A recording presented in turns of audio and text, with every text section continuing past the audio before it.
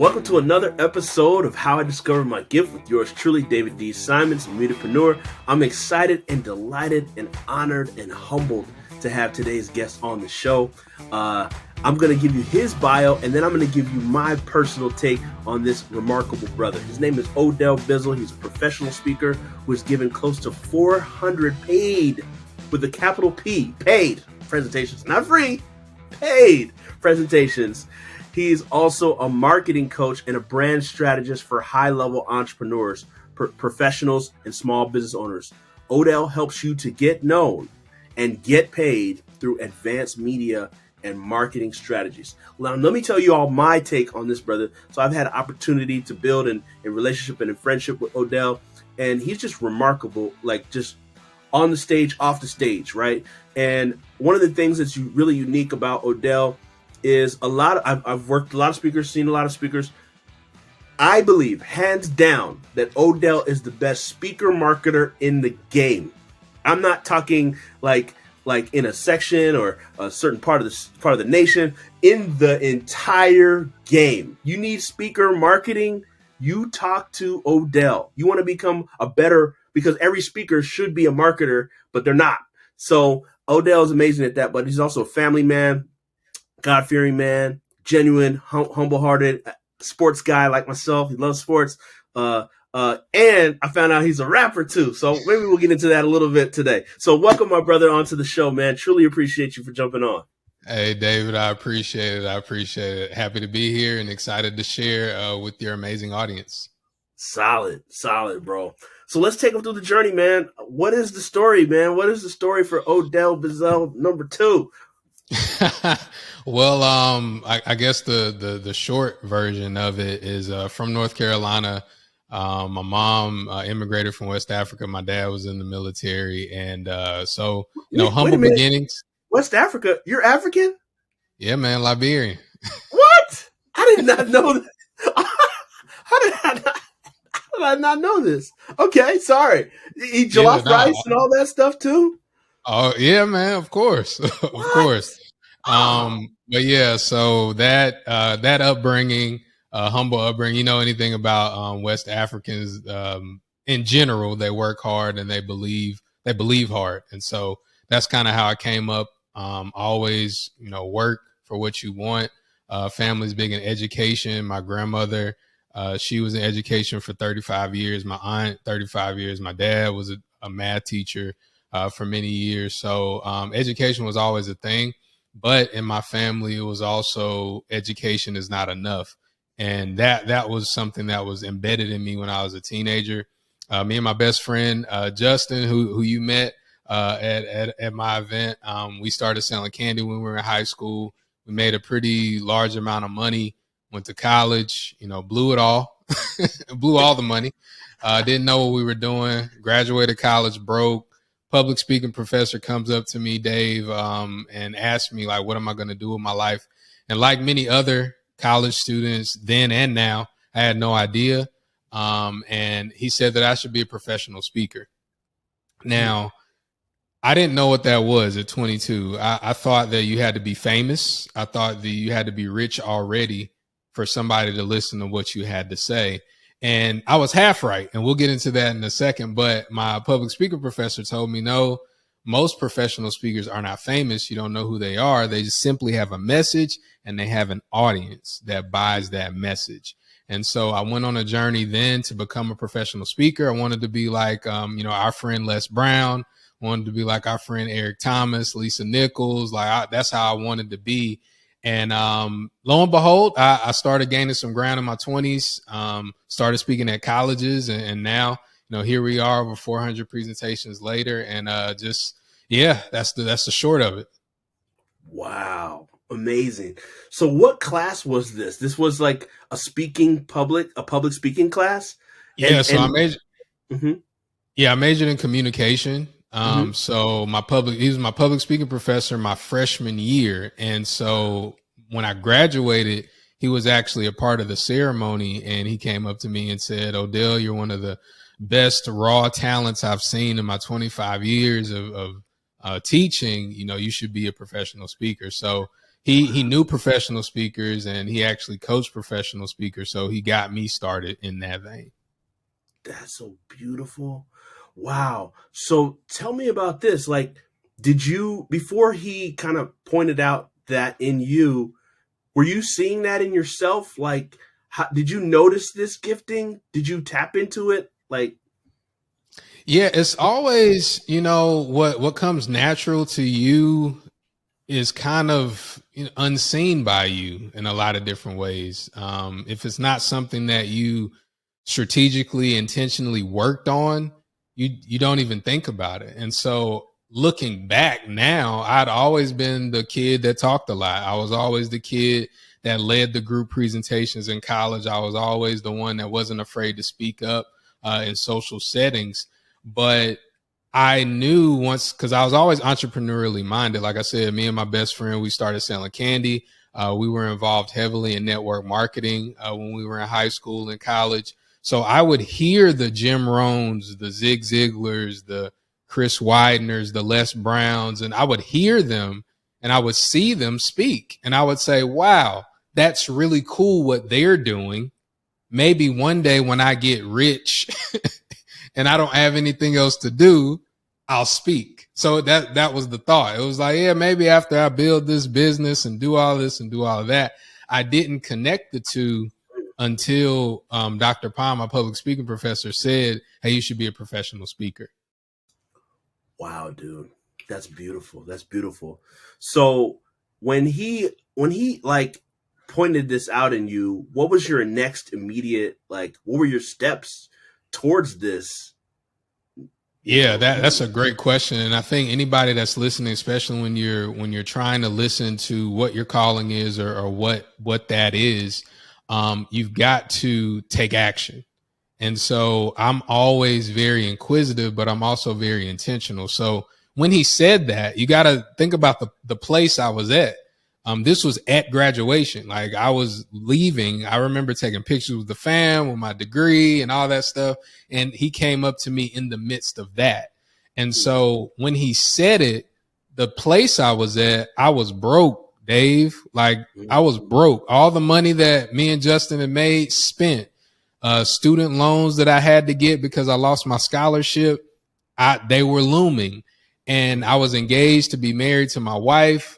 I made all these promises to her. I had 1 year before she graduated to make good on those promises. So I was starving for something and I didn't have a job lined up. So he said, professional speaker. My next question to him was, well, what do I do next? And so if you're listening and somebody gives you a word, somebody gives you an idea, ask them that question. What do I do next? And he said, join Toastmasters. Buy Dale Carnegie's book, How to Win Friends and Influence People. Study speakers. Those are the three things that he said to me. And those are the three things I did right away because I had to do something. And I think a lot of times we don't get that back against the wall type of feeling because a lot of us are too comfortable where we are. And so I wasn't comfortable. So I said, okay, join Toastmasters. Toastmasters, I think back then was like $70 for 3 months. I was like, I'm going to join Toastmasters. I'm going to go do Toastmasters. And I bought How to Win Friends and Influence People and a lot of different other books on communication and different things like that. And I immediately joined Toastmasters and I did 33 unpaid presentations in the next 3 months because I was just like, I got to speak. I got to be the best. I use my sports mentality to say, I got to get the reps in. And so this was May when I graduated. By October, I had 33 unpaid, they weren't paid, unpaid presentations under my belt. And by December, I got hired for my first paid speaking engagement. Wow. You put that, like you said, you put the reps in. I want to take a step back real quick. You said scholarship. So were you playing sports? Talk to us about that and how sports has played a connection to that process of development you've had. Yeah, for sure. I peaked early. I tell people this all the time, and we've met in person, but a lot of people, if you meet me in person, I'm a lot shorter than I appear, but I'm a little thicker than I appear in person. So I played football, played basketball, and I was good. My coaches will tell you I was better in football. My dad will tell you that I could have been better in football, but I was actually best in basketball. And I played AAU. I was good, but I wasn't good enough to go to college to play sports. And so I didn't go to college to play sports. I got an academic scholarship because I was ranked eighth in my graduating class. So I always in the books, school was something that wasn't really hard for me. So it was just kind of like, okay, I got to memorize and regurgitate. Cool, that's easy. So I did that, went to school, lost my mind, Dave, lost my mind, lost my religion, lost it all. Because, when you go to college, there are no parents there. Your church attendance, you can make it up. You can say, yeah, I went to church over here. I'm trying different churches.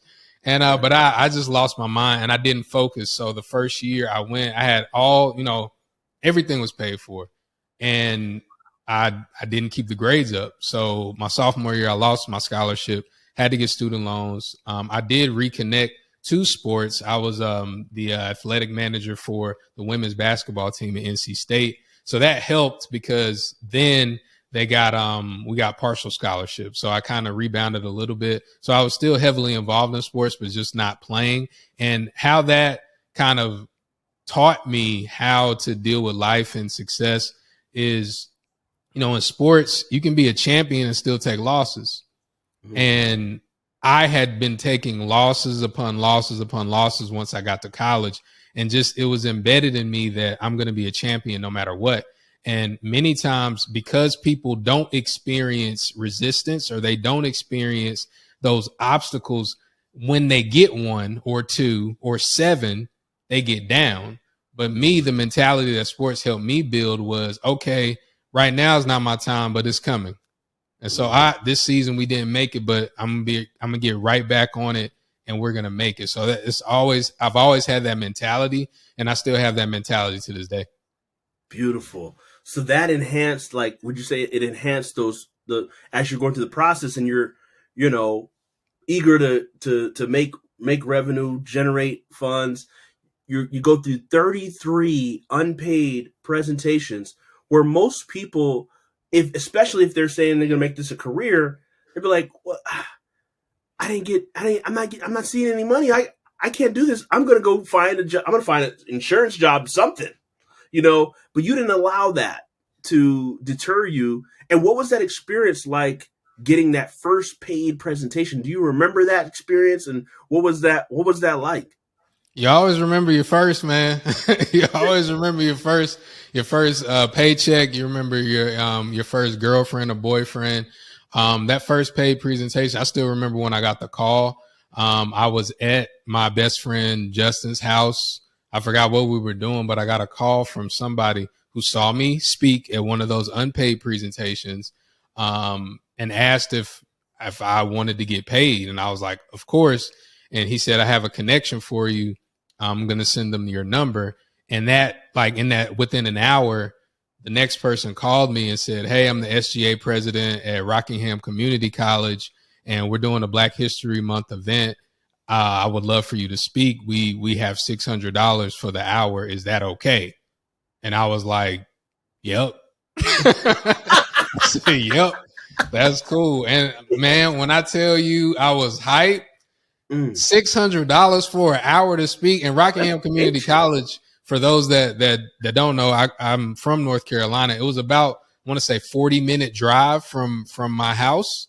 And so in my mind, I'm thinking, I ain't really got to pay for gas. All I got to do is roll up, get my check. I remember telling my mom when I was getting ready, because I was still staying at home. I told her, I said, Mom, I'm about to be rich. Lawyers don't even make $600 an hour. I'm about to be rich. And so it was a whole situation, man. I was in the Rockingham, their paper, like the local paper, all that stuff. And I just self-published my first book. So I had a bunch of books. I was hyped, man. You couldn't tell me that I wasn't about to go speak in a stadium full of people.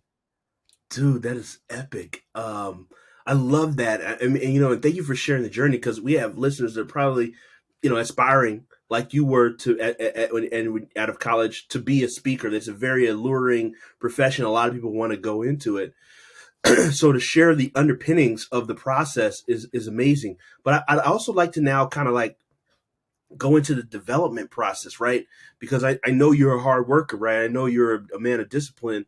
Um, and there's an allure to the speaking industry, becoming a professional speaker, but there's a lot of reps and a lot of unseen hours, as one would say, behind the scenes that nobody sees. The development, the course development, the offer development, the marketing strategy, and reaching out, like all those pieces. So can you explain to those that might be interested the raw of what it takes to really get to the levels that you've obtained, and the work that goes behind the scenes?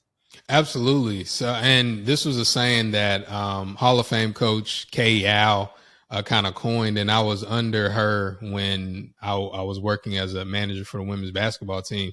And if you know anything about D1, they practice when the season is on, and when they're allowed to, they practice as much as possible. They practice for hours. So practice will be from 5 to 7 ish every day, but it really go longer because you have workouts before, and then you have court work, then you have workouts afterwards or weights afterwards. So it will go on for hours.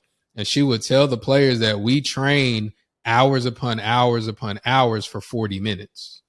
Mm. So we train all of this, all the hours we put in for minutes.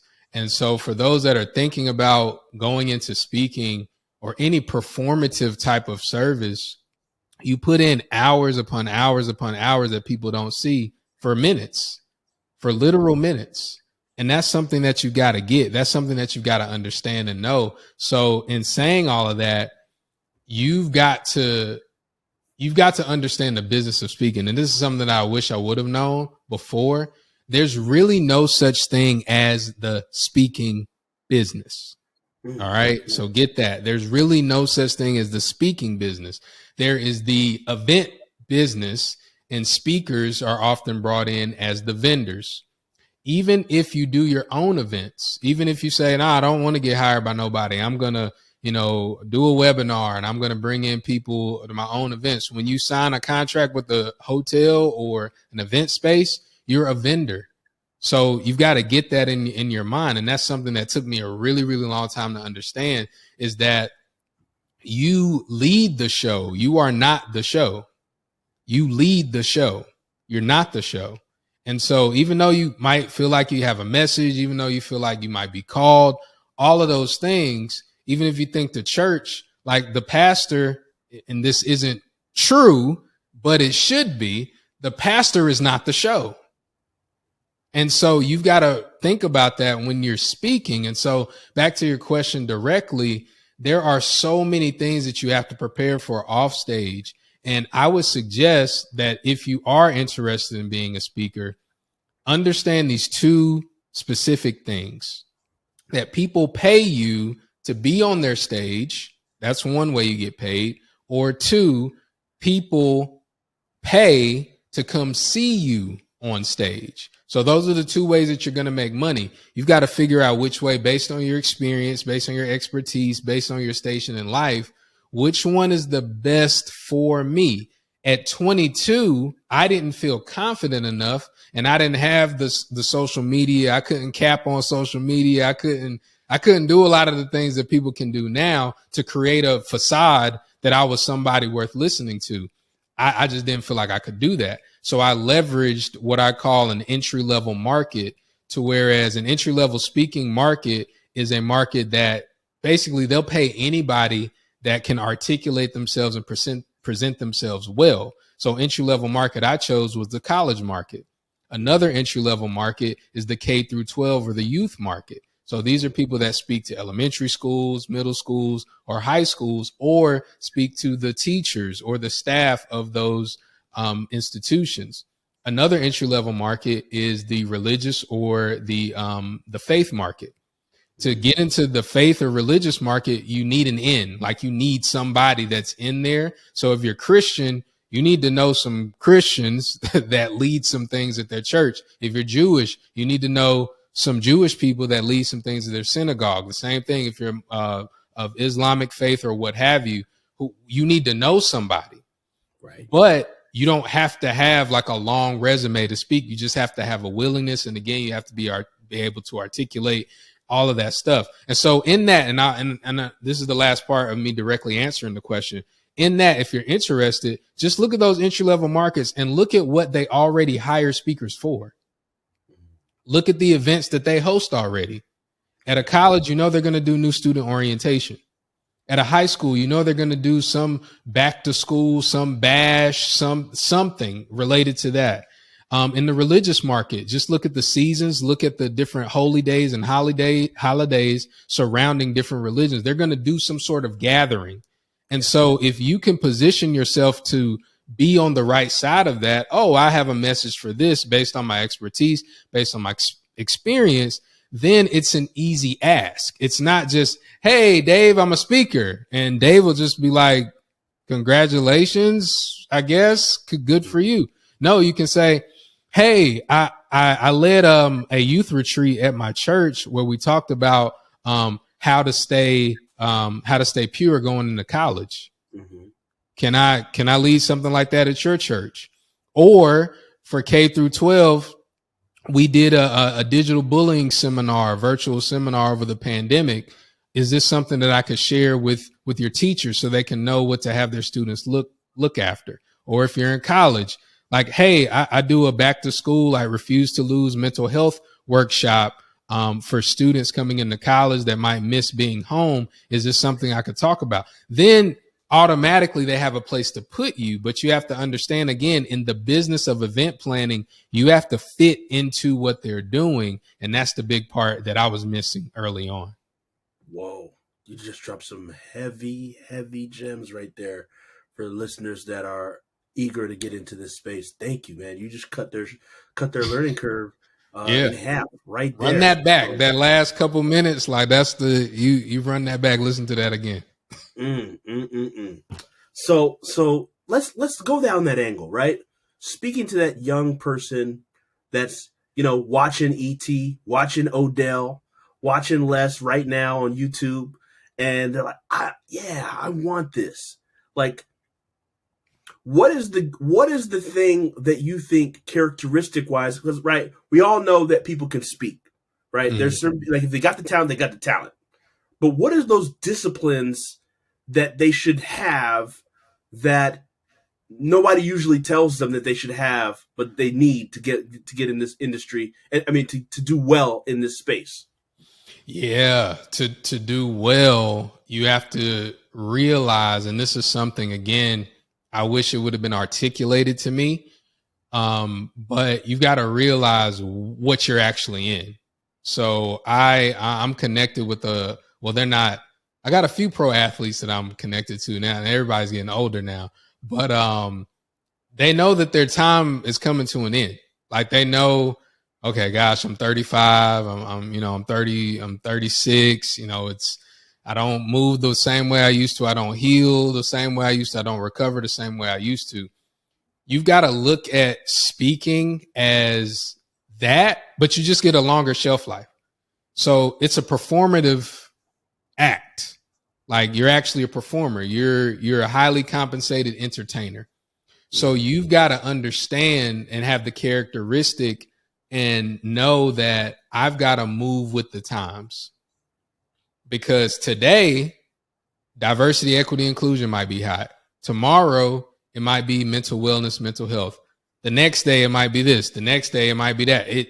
So you've got to be flexible in what you offer, but keeping the umbrella of what your expertise is. Example, I speak on communication. If you go to my LinkedIn, where I attract most of my B2B clients, it says Odell Bizzell, communication expert, keynote speaker.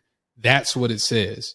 So if anybody wants me to talk about anything, because it's under that umbrella of communication, I can be flexible. So if you want me to talk about DE&I, boom, I got a communication expert lens on it. You want me to talk about leadership? Hey, leaders need to be better communicators. You want me to talk about resilience? Hey, you got to know how to communicate to yourself to have mental toughness and wellness, etc. So I can move with it. I can be flexible, but not move off of that umbrella of my expertise. So you got to be flexible in that, and you have to understand what that is. That takes time. That takes experimentation, which leads me to the other characteristic is you have to be willing to experiment a lot. You've got to be. You cannot be afraid to do something, to put something out there, to get graphics made, to get videos made, and it flop. You can't be afraid of that. If you are afraid of that, this might not be for you. Another characteristic you have to have is you have to understand that in order for you to make a lot of money, you've got to either wait your turn or make your turn. And here's what I mean. You wait your turn. Odds are, and Dave, who's your best friend? My best what's friend. Their name besides your wife? I know your wife's your best friend. I'd say my best friend is my brother named Courtney and Abraham. I mean, I got a few. Okay, so Courtney Abraham. Courtney Abraham. So me and Dave are cool. Yeah, but those are his best friends. Oh, my brother. Sorry, my brother. Sorry, let me. I had to, because I know they listen to the podcast. My brother Nathaniel. That's perfect. So we'll use Nathaniel as an example. Okay. Nathaniel, is he your brother, or like your best friend, brother? He's my blood brother, but he's my best friend. Blood brother, best friend. That's perfect. So me and Dave are cool. Yeah. Like I think we're really cool. That's just what I think. Yep. But I couldn't pay Dave enough to put myself in his brother's place. There's nothing I could pay him to put myself there. That's just how it is. That's the position that is in. Now, could I get closer to Dave? Sure. You just spend more time or whatnot, but that's my place. A lot of people want to come into the speaking industry. They'll see Eric Thomas. They'll see Les Brown, or they'll see me. They see Stan Pearson. They'll see somebody and be like, oh, I want to take his spot. I want to be where he is. You can't. You can make your own way. You can make your turn, but you got to wait your turn. And so that's what I mean by that. So you have to be humble enough to accept, okay, cool. They pay Odell 10 grand. They might not, depending on what I look like on camera, they might not pay me that. And so you have to have that mentality. It's just like the young rookie coming into like Ja Morant, like him saying, I deserve to be paid what Giannis is paid. Okay, maybe you do, but you got to wait. We got to see some MVPs. We got to see some championships. We got to see some stuff first. So if you're a speaker and you're thinking that, oh, because I'm good, I'm going to be catapulted to, that's not how it works. You got to wait your turn, or you got to make your turn. And here's the last thing with speaking. You have to understand, you got to be ready to travel a lot. And it sounds sexy at first. Oh, I get to go here, I get to go there, I get to do all this stuff. And maybe if you're single and you don't have many family responsibilities at this point, like a couple people that I coach are super young, like 25 and 23, and they don't have kids, they don't have families or anything. It could be, but as you get older, as that time goes, you're not going to want to travel as much. Trust me. I've been there. So those are different characteristics that you have to think about. And on my podcast, the Public Speaking Profits podcast, I think it might be episode 1 or 2, where I talk about why you shouldn't be a professional speaker. And some of those are covered in there. Dude, you just laced them with stuff like they probably never even thought to think of. So thank you for that. Now, this is interesting, right? Because there's that speaking side, which everybody sees, but then there's the marketing. Talk to us about that, because so on this show, we talk about discovering your gift, developing your gift, as you've explained and articulated, but it's no benefit if you're so good and amazing, but nobody knows you. Nobody knows how great you are at speaking. Nobody knows what your talents are. So I think this is a thing that people miss, not just in the speaking industry. I feel like it's across all talents. People just tend to like leave this crucial part out?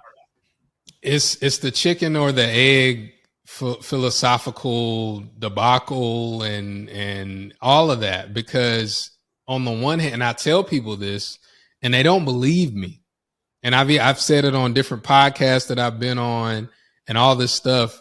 You don't have to be a good speaker to get paid. You don't. And it goes against everything that I actually lived, because when I first, again, 33 unpaid, I didn't do that because I was trying to find somebody to pay me. I was doing that to practice. I was just trying to get better. I was trying to get more comfortable on stage and all of that stuff. When you realize that it doesn't matter as much, it can be heartbreaking. So let me break it down for you. More people need to know you. More people need to know you first. More people need to know you first. You can think about the most famous person that you can think of, and just off the top of my head, Barack Obama, former president, just amazing human being from all accounts that we are able to receive.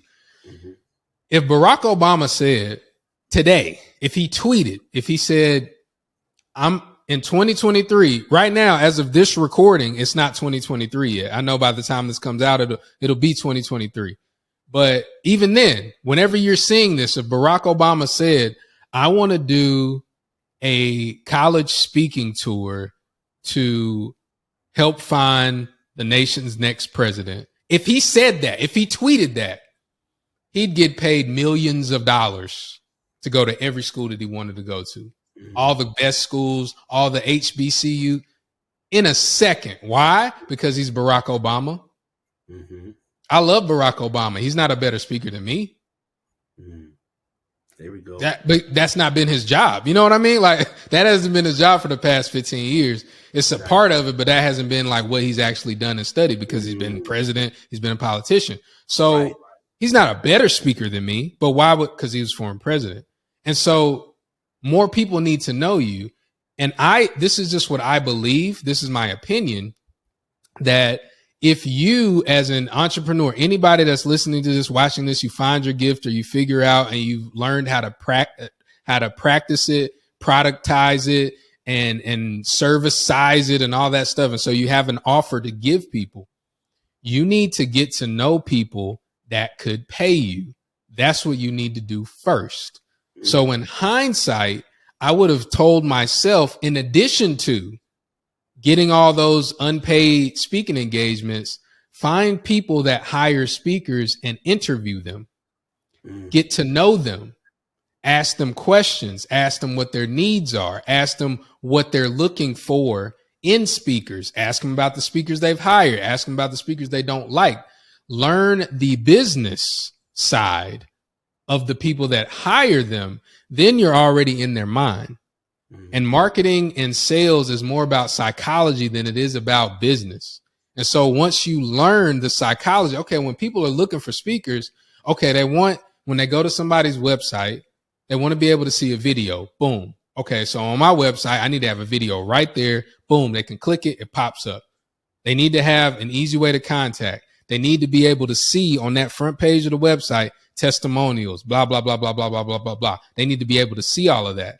The only reason I know that, and the only reason why my website is set up like that right now, is because I've talked to people and I know people that hire speakers. So they tell me it's not important to have my lifestyle picture in front with all my family. They don't care about that because they don't know you. They don't know you enough to care about you.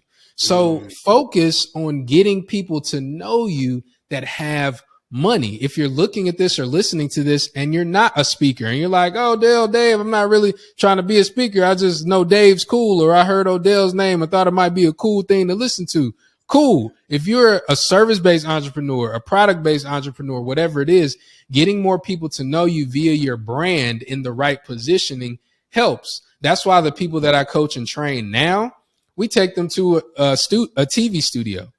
we work out of 2 TV studios where we interview them kind of Oprah style, talk show style, Ellen style. We give them that. We interview them via podcast style on stage. We put all of that stuff, and we have them believing themselves that they are a big deal, so that when they go to their clients, they're positioned properly. So the client can say, oh, or you speak on leadership, and then they go to their website. They see an interview, professional TV style interview where they're talking about leadership. Then it goes to them speaking on stage about leadership. It makes sense. So you've got to understand and know more people need to know you, but more people that pay need to know you and trust that you can deliver what you say you deliver. Dude, that's game. That's game.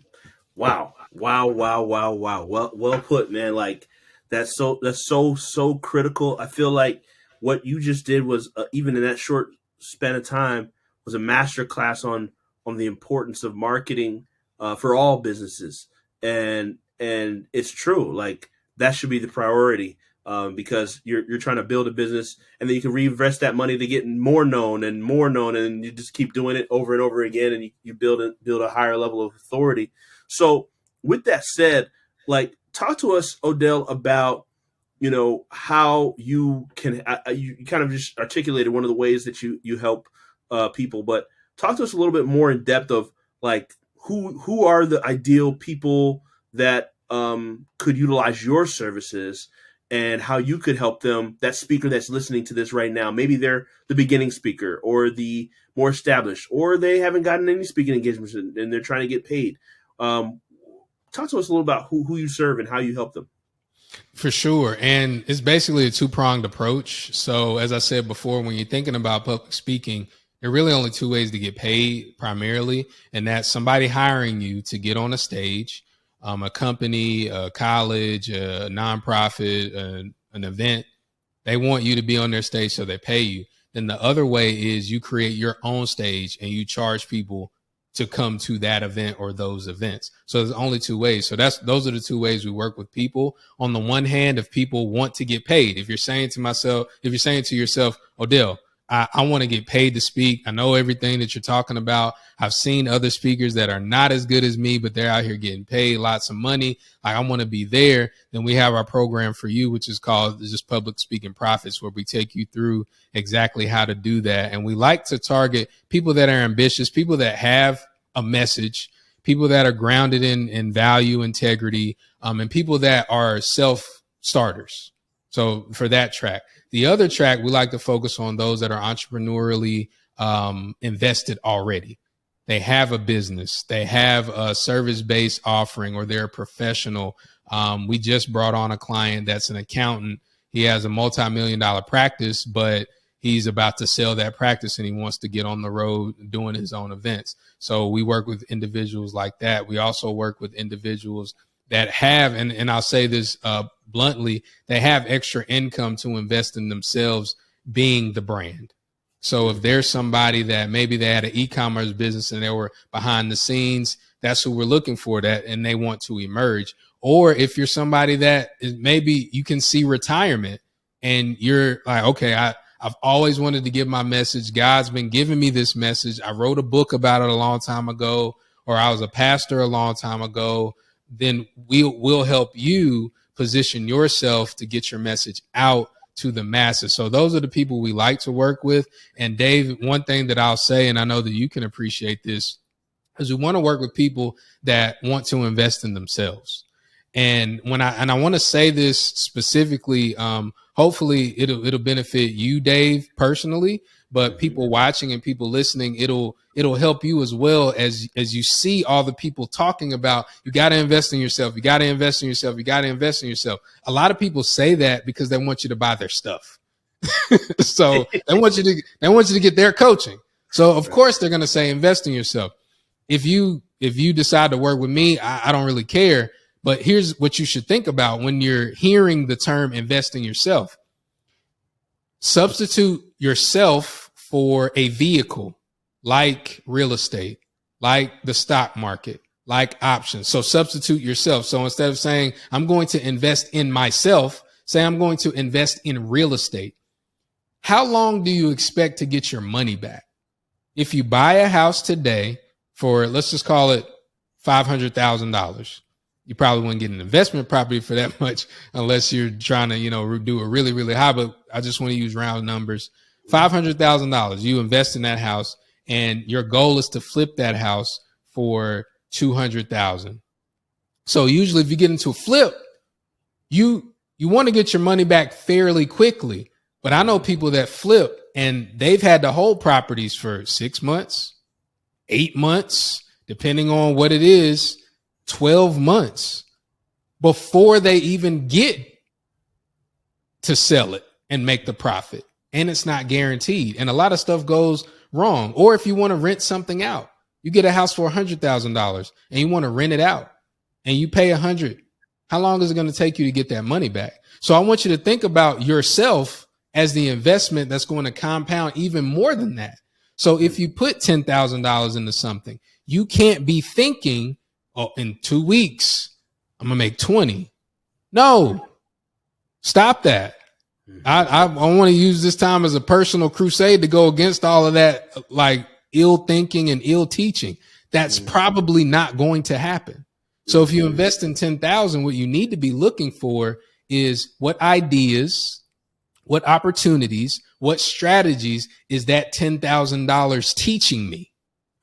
Okay, cool. That's in me now. It's a seed. It's going to grow for years and years. And as long as I'm alive, it's going to grow. That's right. And so that's something really, really important I wanted to say. So when I say I work with people that want to invest in themselves, that's not me just saying, hey, you need to buy my stuff. Like, nah, I get paid whether people invest in my coaching programs or not, because I do what I teach. So I'm on the road speaking and doing all the stuff. So if you invest in my coaching programs or not, it doesn't matter. But when you're thinking about investing in yourself, just make sure you see yourself as fertile ground and you know that the harvest is going to take some time to grow. But get an opportunity, get an idea, get a strategy that you can use forever and ever. Amen. And the church said amen. Wow. That's fire, man. Like, I love the way you broke that down, investing in themselves, investing in yourself and seeing yourself like real estate. I remember coming out of, similar to you, having a college professor that really impacted my life. And he said, I was like contemplating if I was going to do this master's or not. And I did my master's in entertainment business. And he said, David, and I didn't want to do it. I was like, I already spent all this money on college, bachelor's degree. Why would I spend more money on a master's? It doesn't make sense. And he said, David, the only investment you can ever guarantee is the investment you put into yourself. You can't guarantee the investment back on the real estate. You can't guarantee as much as, stocks and real, crypto, you can't guarantee your investment, but whatever you put into yourself, if you do Odell's program, if you do Dave's program, if you put in any program, whatever program you invest into, if you say, I'm going to guarantee my investment on this program, you can guarantee it, so I love what you're sharing about that. So Odell, we normally hit people with this last question, man, that we were not prepped for this. So the question is, what's the difference between one's gift and one's purpose? One's gift and one's purpose. That's good. Oh, that's good. That's good. So this is what I'll say. This is just the first thing that popped into my mind. So I don't know if it'll be all that coherent or not, but I believe your purpose is what you live and your gift is what you give. Woo. So your purpose, you actually being the living embodiment of like why God sent you here. That's just what I think. So if like your purpose is to inspire people, you walking as that living embodiment is you living your purpose. Your gift is what you actually give to people that they can take away and use for themselves in whatever capacity they want to use it in. So they're connected, they're tethered together, your purpose and your gift, because as you walk in your purpose, as you live it, you're able to give it. So hopefully, like I believe my purpose is to speak and write to inspire people. So hopefully you were inspired by this podcast interview. And so you'll be able to take it and use it for whatever you want. And me or Dave won't know what you use it for unless you tell us. But we're still going to be living in and walking in our purpose, because we're going to go to another interview after this, or we're going to go to another stage, or we're going to have another event or program that we're living that purpose in. And I believe your purpose, everybody's overall purpose, is to give the world a glimpse of heaven by what you do, what you have, and who you are. And so your purpose is to give the world a better place, like to leave it a better place, but to give it as your gift to the world, to give it the opportunity to be better. Beautifully stated, man. Wow. Incredible, man. You dropped so much gems in this short amount of time. I'm so blessed by it, and I know the listeners are as well. So, Odell, what resources can people plug into? I know we got odellspeaks.com for any organizations. I know we didn't talk about this, but organizations that want to hire you to come speak. And then we've got bookmoreclientsfast.com for opportunities for people that want to learn that marketing side of the speaking business, and also building their notoriety online. So any other resources? Did I miss any resources that they can plug into or get?